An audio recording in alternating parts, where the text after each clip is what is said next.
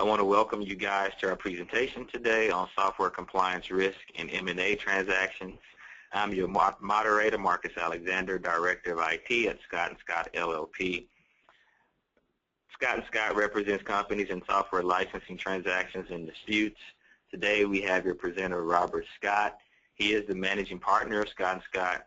His practice includes high-stakes software licensing transactions and disputes, data privacy and network security, intellectual property, and IT service contracts. Now I introduce Robert Scott to begin your presentation. Thank you, Marcus. Thank everyone for joining this presentation on software compliance risks and M&A transactions. As Marcus said, my practice is focused on representing companies in software license transactions and disputes. And in that capacity, over many years, I've had occasion to get involved with a number of different transactions that my clients were getting involved in from a merger and acquisitions perspective, and had the opportunity to advise them on the legal issues that arise in the context of merger transactions and other types of transactions as pertains to software licensing compliance and in many instances resolving disputes in connection or following these types of transactions. Some of the most common types of transactions are stock purchase transactions. This would be a scenario where the principal consideration in the transaction is going to be the stock in the company being acquired. Also very common are asset purchase agreements where the acquiring company is not acquiring the stock of the target company, but rather through the listing of certain assets and liabilities, entering into a transaction that basically allows the company to cherry pick those assets that it wants to purchase and bring over those liabilities that are specifically scheduled. The two main cases we're going to be talking about today involve internal reorganizations or reverse triangular mergers. This involves a transaction type where the acquiring company establishes a special purpose entity where that entity is then used in connection with downstream transactions where ultimately the buyer and the seller's entities are merged into a new company that offers more of a clean slate from a successor liability and other perspectives. The statutory merger concept is a construct of law that talks under state law about internal reorganizations and the vesting of rights within the reorganized company, similar to that as existed prior to the reorganization. And we'll be talking about statutory mergers a little bit further and how they interplay with federal rules involving patent and copyright licenses. When we get involved in advising a client on various software license compliance risks pertaining to either third-party access or some sort of a business transaction, we find ourselves focusing on these key provisions typically found or glaringly omitted from the software license in question. And I just want to talk briefly about these provisions before we jump into looking specifically at some cases that put a finer point on some of the risks associated with IP licensing in connection with transactions. The first thing that I look at when I'm looking at a license is, who is the licensee? That means, who is the specific legal entity that is named in the software license agreement and the recipient of the license grant afforded in the license agreement. And that legal entity becomes extremely important and is the first step that I look at. And what I mean by that is there's going to typically be a definition of licensee, which will either be the entity name. In many cases, it's the entity name and all of its affiliates. So once we start looking at that definition of licensee, it starts us down the path of understanding which entity owns the rights, and then we start looking at the other provisions to determine what rights they have, if any, to transfer or assign or allow third-party access. And in many instances, the scope of the confidentiality provision, which many people look at as being sort of boilerplate in a software license agreement, can become very important because it can define, in many instances, under what circumstances software can be shared with prospective and current business partners through business relationships that are arising through corporate transactions. The other thing that we look at very closely is the definition of what constitutes a third party and under what circumstances types of third parties may access the software in question. In many software licenses, you'll see specific prohibitions regarding third-party access, detailed definitions of what constitutes a third party, and in some instances, carve-outs for outsourcers and third-party maintainers. An outsourcing license is a license that's granted either to the direct licensee or to the outsourcing provider that carves out an exception to what would otherwise be a violation of the confidentiality provision in a typical software license. Third-party maintainers and outsourcers and provisions relating to those agreements are frequently at issue when we're dealing with post-M&A disputes. The transferability of a license is really one of the things that becomes very important to understand, and in my view, something you need to start understanding at the time that you're structuring your transaction. Because whether or not a software license is transferable may have considerable impact on deal structure planning, as we'll talk about a little bit later. As I mentioned before, the definition of an affiliate is very important because the business entity through which the combination is arising, if it meets the definition of an affiliate, and the affiliate is part of the licensee definition in terms of the license grant and the first step, then you've got a lot less headaches potentially associated with an M&A transaction involving a third-party non-affiliate under most license agreements. There's also a provision typically in a license agreement regarding reverse engineering of applications. We see this a lot where the acquiring company has its own platform for IT, and as part of the post-transaction consolidation efforts, there's access by the acquired company to systems and information related to the software as part of a migration, which publishers could argue violates the anti-reverse engineering provisions that are contained in a particular license agreement. So it's always important to know whether that is there. Absent an express prohibition on anti-reverse engineering, the Copyright Act does not prevent somebody from looking at and gaining an understanding of a particular application and then reverse engineering that application, provided that the copier does not copy the code. And so anti-reverse engineering provisions have been very popular in software licenses to cover that hole in copyright law. The other issue that arises and that you want to be thinking about in terms of not only the software license agreements, but also in terms of your M&A transaction documents are indemnification and holdback provisions. We are regularly involved in situations where we represent either the selling or the acquiring company in the context of a dispute that has been ongoing, and then questions arise with regard to which entity is responsible for the payment of settlement funds and or past license compliance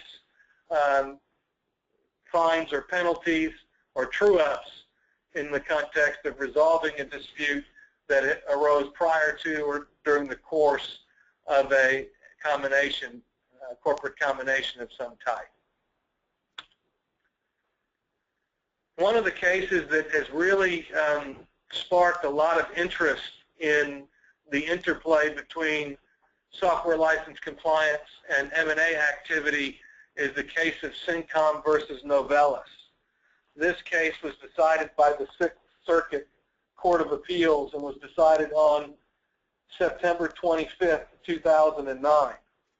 The case involves a internal reorganization of a Canadian company with U.S. affiliates in Ohio and Texas. And ultimately, Novelis, which was the licensee, ultimately did an internal reorganization and merged their domestic entities into yet a third domestic entity and wound up doing a name change to Novelis. And in that case, the facts were not in dispute with regard to how the merger transaction took place or the fact that the license agreement specifically prohibited a transfer of any license without permission. And in that case, the court looked at whether or not it was appropriate for the district court to grant summary judgment to Syncom on copyright infringement on the grounds that the internal reorganization, because it implicated a statutory merger under state law, affected an impermissible transfer of the license, notwithstanding that there was no change in the number of users or the computers or, in fact, the site that had been previously licensed before the internal reorganization. The court reasoned that under federal law, that any state law that purports to vest or grant the right to transfer a software license violates a federal common law rule which was established to prevent state laws from impeding in the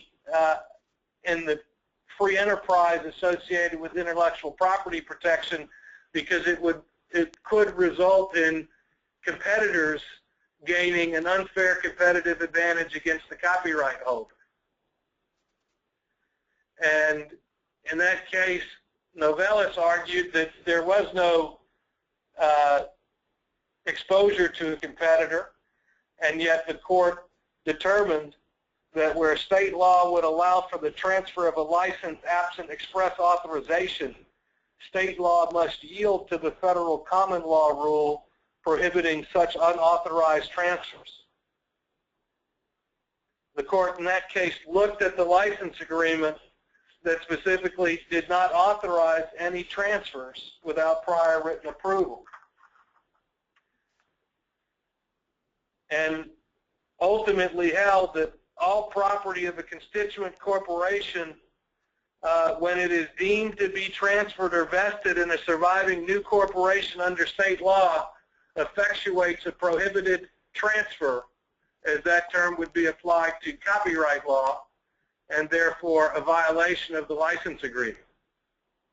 The net effect was that the Sixth Circuit upheld the finding of summary judgment in favor of Novelis and determined that on the basis that there was a stipulated amount of damages equal to the amount of the original license agreement, that Syncom should recover the licensing fees again in the same amount that were paid for the same site with the same number of users on the same computers. So as you can imagine, there was quite a stir after the Sixth Circuit entered its opinion, and I had occasion to get into the middle of the stir in the case of ACS versus Syncom. After Syncom was victorious in the Novelis case, it began pursuing other customers who were reorganizing or engaged in transactions. In that capacity, Syncom approached ACS and claimed that its merger and transactions related to the Xerox deal violated ACS's outsourcing license agreement to provide services to joint CINCOM clients. Not persuaded by the reasoning in the CINCOM versus Novelis case, and encouraged by the fact that a Texas Court of Appeal had previously distinguished and rejected CINCOM, ACS filed a declaratory judgment action in the Northern District of Texas seeking a declaration that the internal reorganization that occurred in connection with the Xerox transaction did not affect the prohibited transaction, and requested that the court issue a declaratory judgment that consummation of the merger transaction between Xerox and ACS did not result in any unauthorized conveyance or transfer of the client's agreement in conflict with CINCOM's copyrights and the software products licensed to the clients. And in that case, what was argued ostensibly was that the Novelis fact pattern was distinguishable, and that under any event, the CINCOM analysis from the Sixth Circuit was improper and should not be followed as controlling authority in a Texas court applying what would be Delaware choice of law on the state law issues and interpreting this federal common law rule, which the CINCOM court concluded trumped state statutory or aspects of state license. The matter was settled out of court, and therefore no published opinion was issued that in any way would conflict with the Sixth Circuit opinion, and therefore, as we advise our clients on these issues, we're careful to point out the holding and the risks associated with a CINCOM type situation. Again, both cases involving what amounted to internal reorganizations and didn't really even involve significant third parties. So if you can think of the harshness of the CINCOM rule from a licensee's perspective in an internal reorganization, it only highlights the risks that are associated when dealing with third-party type transactions that involve, for example, a change in control of greater than 50%.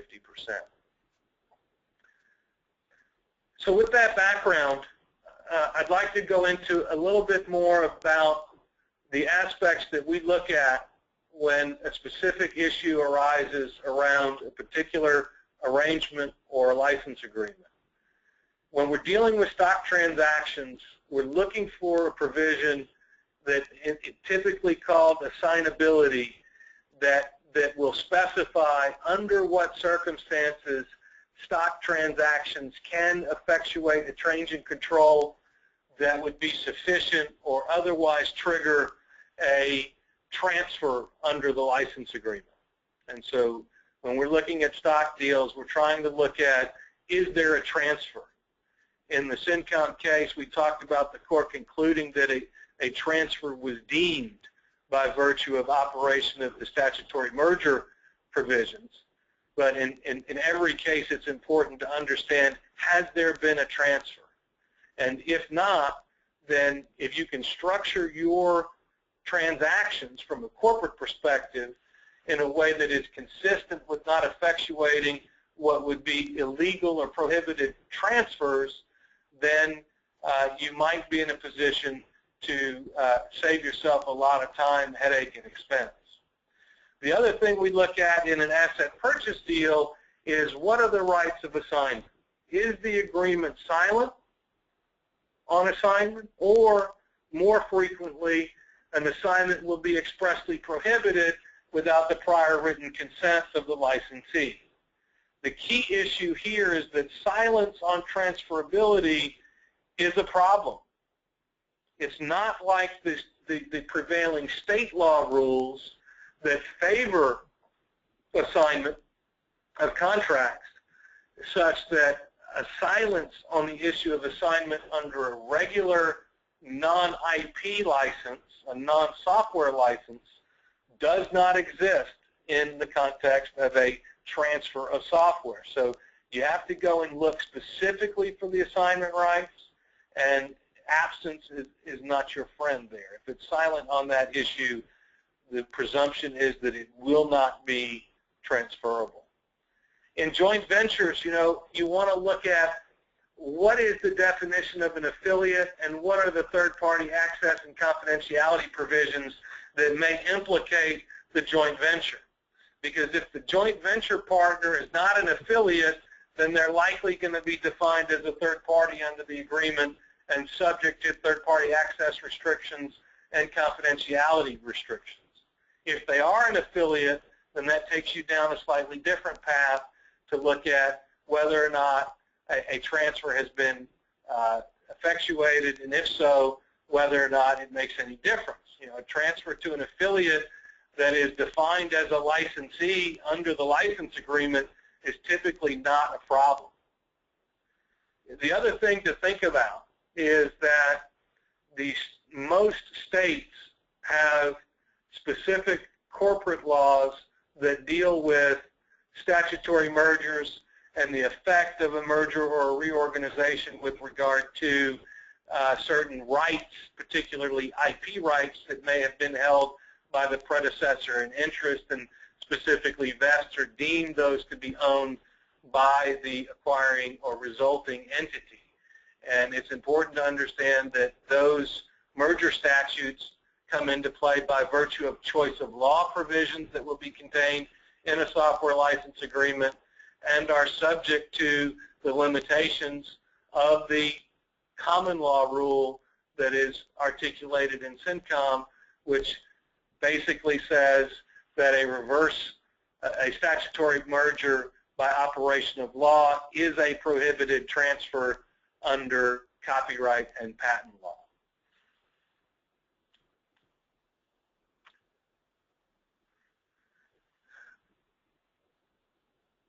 One of the things that we had to learn early on is that in most M&A deals, the seller is representing that they have all right and title to all the software, and as part of the deal, they're transferring all right and title to all software.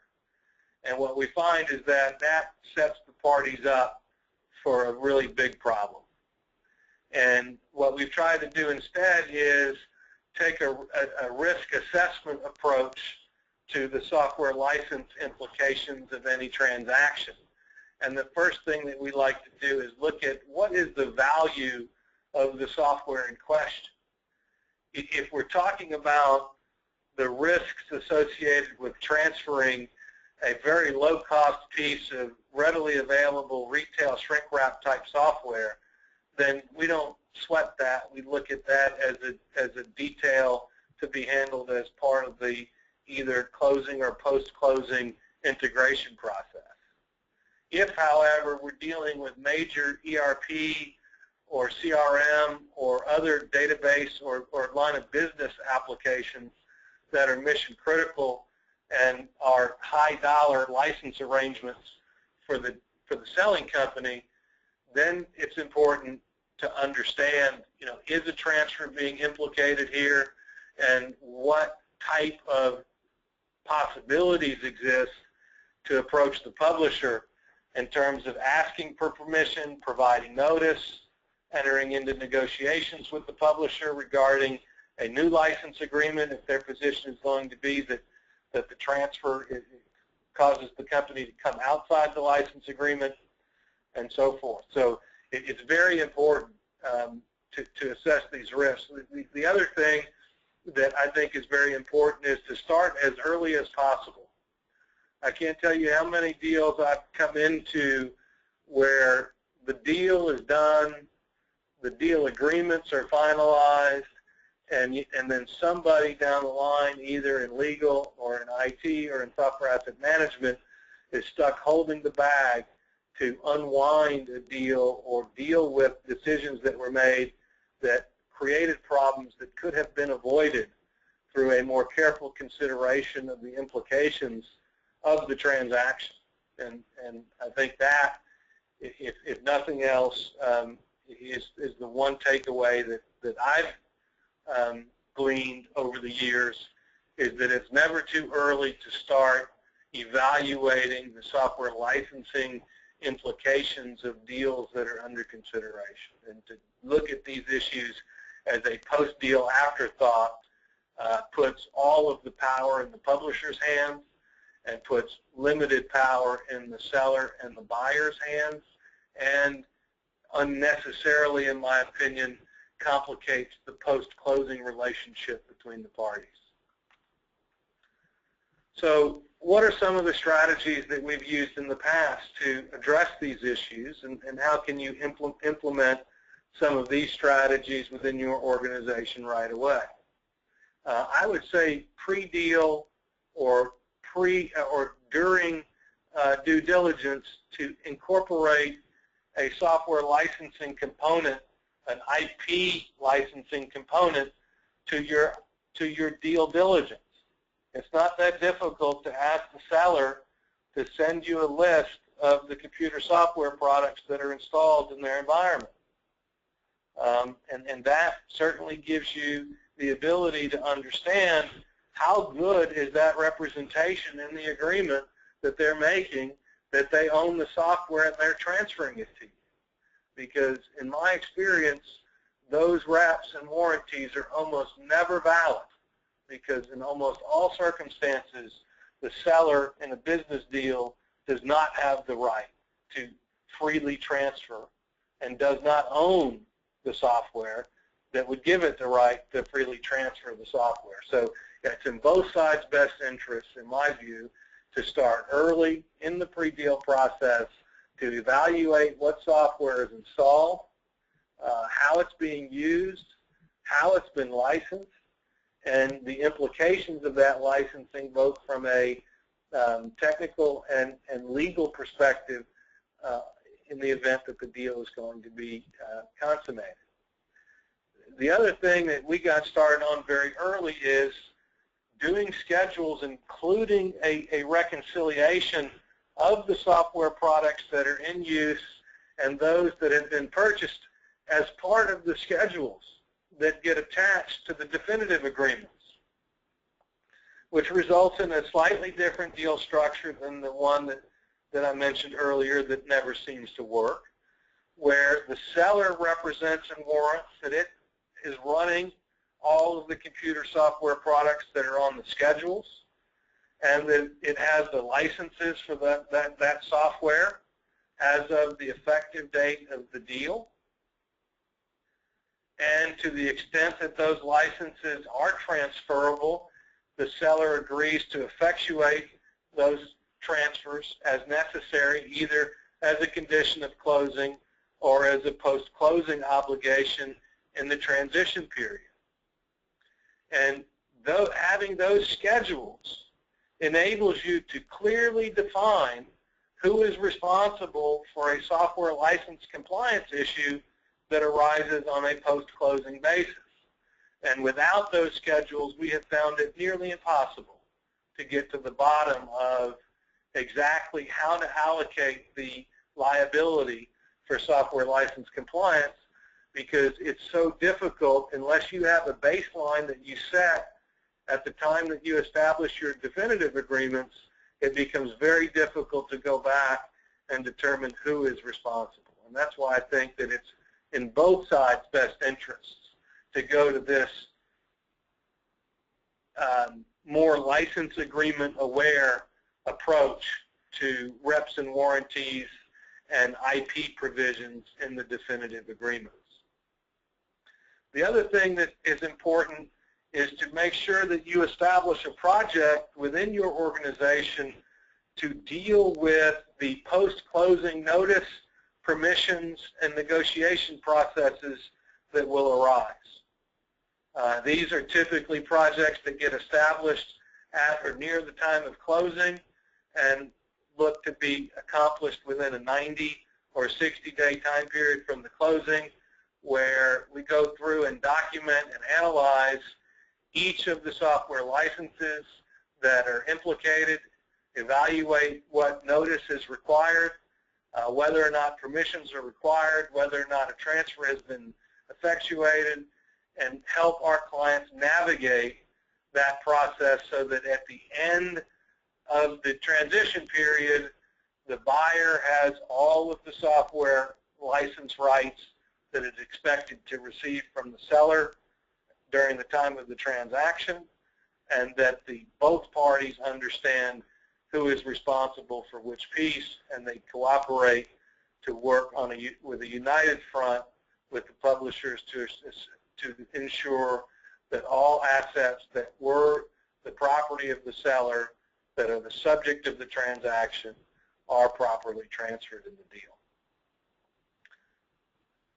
As you can imagine, there is frequently a disagreement on the salient points of whether or not a particular transaction is or is not within the licensing agreement, and more frequently the issue of the review indicates that our clients may not have the best licensing situation in place for their go-forward needs on a consolidated or reorganized basis, and frequently that will result in us reaching out to the publishers on the client's behalf, giving them notice of what's taking place, in some instances making requests to enroll in new programs or avail the client of different licensing arrangements, or seeking credits for licenses to be transferred from the seller's enterprise type agreements to the buyer's enterprise type agreements. And so these issues frequently can highlight a more heightened level of scrutiny with regard to compliance issues. And that's why I think there's a lot of interest at the publisher level around getting in the deal flow money related to license compliance issues as part of M&A transactions. And I think that's part of the reason why we see such a high intersection between M&A activity and license compliance allegations by publishers. The license agreements are frequently written in a way that's very favorable to the publisher on these issues, and in many instances the client at the time that they're entering into the license is looking at some of these terms as mere boilerplate without necessarily contemplating the full implications legally of, okay, what happens down the road? Our IT organization wants to buy these licenses, but what specifically is going to happen as we go through some of these licensing deal terms? So I'm going to go back to some of these license provisions and now talk about, with the background of some of these legal and factual scenarios that I've described, this list may make a little bit more sense to us, because we see that all of these things implicate how the transaction is structured and how the deal needs to be consummated to go from the seller being vested with certain rights to the point where the buyer is vested with certain rights, and the buyer and the respective publishers are on an even keel, free from time-consuming disputes over past license compliance claims. And when I talk about these provisions and talk about the company who wasn't forward-looking, think about the things that you can do on a forward-looking basis with these type of provisions. So, for example, if you're active in M&A, make sure that your affiliates are going to be included. That way, if you want an affiliate to be included in the definition of the licensee, internal reorganization gotchas like CENTCOM become much less significant, because they're taking a legal entity approach and a strict construction of the grantee, the licensee language. And so as long as the licensee is an affiliate, in many instances you will not wind up with internal reorganization situations that require you to rebuy what you already bought. Confidentiality provisions and third-party access provisions. Make sure that your license agreements, as you go forward, include language that carves out the type of third-party access that you need to run your business. If your vendors access your platform, make sure you have that language carved out in your license agreements so you don't wind up with a problem where the publisher is coming forward and saying you violated your agreement because you let your third-party IT services firm access our software. Very big issue. So you have control over that at or near the time that you're agreeing to write new checks is the time that you should be looking to upgrade your basic contracting strategy on all of these points. Because to the extent that you're able to build stronger contracts, more favorable to the licensee, more flexible to your company, that's how you bring value to the table in optimizing the spend that you're making in terms of software licensing. There's absolutely no incremental business value in relicensing software that you already licensed previously because you had an internal reorganization, for example. So I'd like to take some time with the time that we have remaining to field any questions that anyone may have with regard to the topics that we've been discussing. And I'm going to invite Marcus to come back in and help with the question.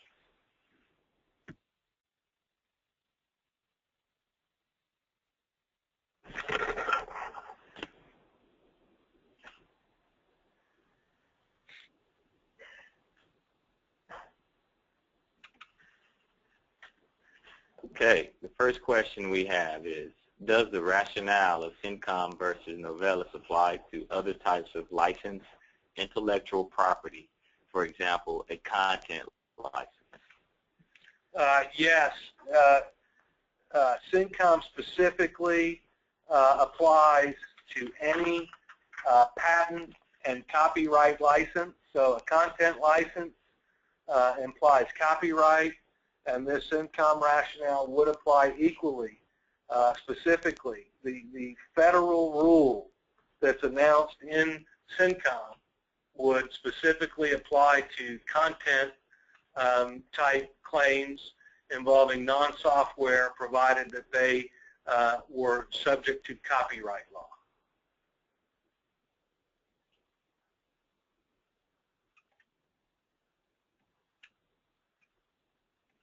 Okay. The only other question we have is really a generic question of getting a copy of the slides. We will provide a copy of the slides.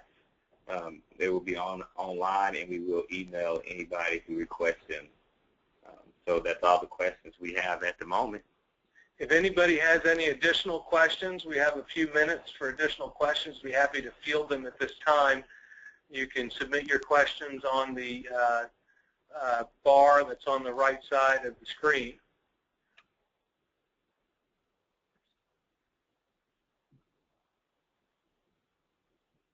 While we're waiting for some additional questions, the cases that we discussed today, CENTCOM Systems, Inc. versus Novelis Corp. May be found at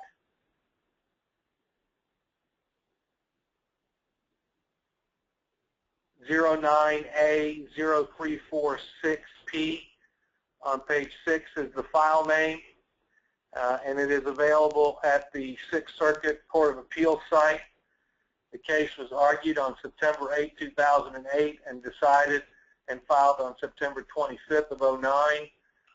If you would like to get a copy of that opinion, I'd be happy to email it to you.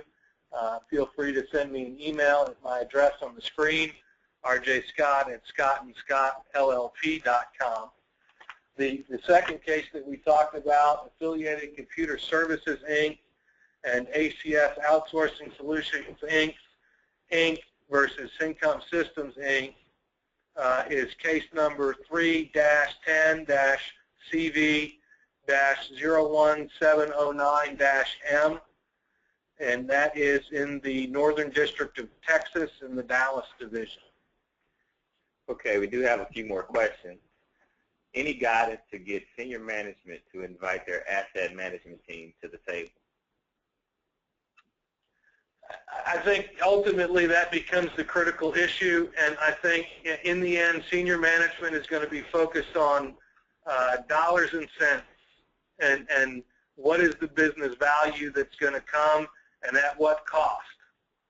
So this is where the value assessment and the risk assessment components come in. Senior management is not going to let a small license compliance issue dictate whether or not they do a substantial business transaction. They're going to look at those compliance issues as part of the transactional cost that will be built into the deal. That being said, if the risk is significantly greater, and if you can articulate a methodology to quantify that risk and also provide solutions to avoid that risk, then I think senior management will be receptive to those types of presentations. Next question. What was the Texas District Court case that distinguished from CENCOM? The Texas case that was cited in the CENCOM versus Novelis opinion was a Court of Appeal case, Texas case, and the citation on that Texas case is TXO Production Company versus MD Mark Inc., reported at 999 Southwest 2nd, 137, Texas Court of Appeals, 1999. Next question. It was mentioned that getting an inventory of software is not hard, and while I agree, this continues to be a struggle for our company. Any advice on how we can be more successful securing the necessary documentation? I think the answer to this is executive sponsorship. In every environment that I've been in where there's a strong executive sponsor that wants to make sure that asset discovery is completed and is accurate and is successful, those companies do much better than those without a strong executive sponsor. So if you've been struggling for a long time with this issue, you're not alone. Many of our clients struggle with it. We've represented hundreds of clients from small 2- or 3-man lumber yards to the largest corporations in the world, and they all have one thing in common, that they're struggling to come up with solutions to license compliance challenges. Specifically on conducting discovery, I think discovery is about having the right tool set in place and having it properly deployed in a way that you can routinely interrogate the software license products that are installed in an increasingly mobile and an increasingly non-office type environment. And so the challenges, I think, will continue to be around, how do you get the laptops that are in trucks and on work sites, and how do you get mobile devices? And those issues, I think, will continue to be a challenge. What I'm saying in terms of the M&A is that 80% that's attainable, that we spend 20% of our time getting our arms around what's there. It's that 80% that needs to be included in the M&A schedules to understand the deal, and that last 20% of the risk profile we frequently will look at as something that will clean up in the event that a dispute or issue arises. So again, back to risk mitigation and back to executive sponsorship being critically important components to being successful in getting a business that's struggling with immature processes to take that next step to more robust processes and tools to deal with these challenges. Next question. You mentioned that silence is not your friend with respect to assignability, transferability of a license. I believe you were focused on the licensee. What about the licensor?